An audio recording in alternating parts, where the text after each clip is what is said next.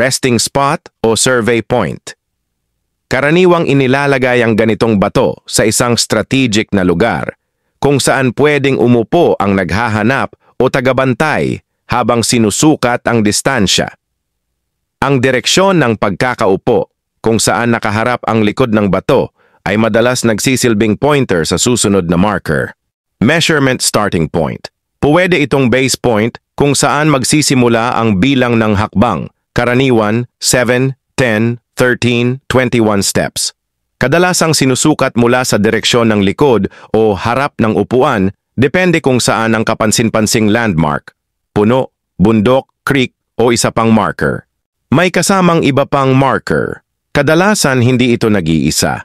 Hanapin sa paligid ang iba pang engravings tulad ng palaso, arrow, tatsulok o mga numero sa mga bato o puno sa paligid